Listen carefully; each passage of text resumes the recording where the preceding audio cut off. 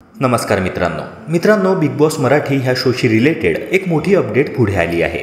मित्रांनो, बिग बॉसच्या घरात काल एक मिडवीक एविक्शन झालं, ज्यात अंकिताला बिग बॉसच्या घराचा निरोप घ्यावा लागला आहे। आजच्या एपिसोडद्वारे आपल्याला हे बघता येईलच। ओपनिंग वोटिंग ट्रेंडनुसार अंकिता टॉप 5 मध्ये असताना देखील तिला घराबाहेर जावे लागणार आहे, तेव्हा प्रेक्षकांना हे नक्कीच धक्कादायक आहे।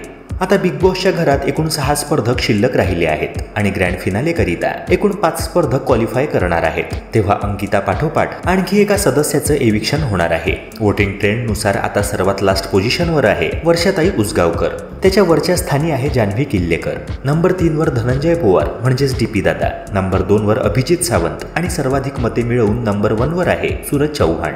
पण मित्रांनो, वोटिंग ट्रेंड काहीही असले तरी ज्या पद्धतीने वोट्स असताना देखील अंकिताचे एविक्शन झाले आहे ते बघता मॅक्झिमम चान्सेस हेच आहेत की डीपी दादा ग्रँड फिनाले पूर्वीच बिग बॉस मराठी ह्या शोचा निरोप घेतील।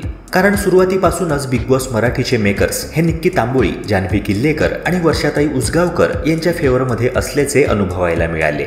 इव्हन त्यांच्यात काही डील तर झालं नाहीये ना, असा सवालही अनेक प्रेक्षकांनी सोशल मीडियाच्या माध्यमातून उपस्थित केलाय। मागील आठवड्याचं एविक्शन बघितलं तर तेव्हा देखील पॅडी दादांचं घराबाहेर जाणं अनपेक्षित होतं, कारण त्यांच्याहूनही कमी मते वर्षाताई आणि जान्हवीला मिळाले होते।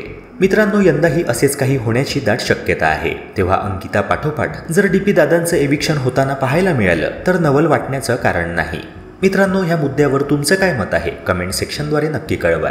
तसेच या व्हिडिओला लाईक करून चॅनलला सबस्क्राईब करायला विसरू नका। भेटूया पुन्हा एका नव्या व्हिडिओसह। जय हिंद, जय महाराष्ट्र।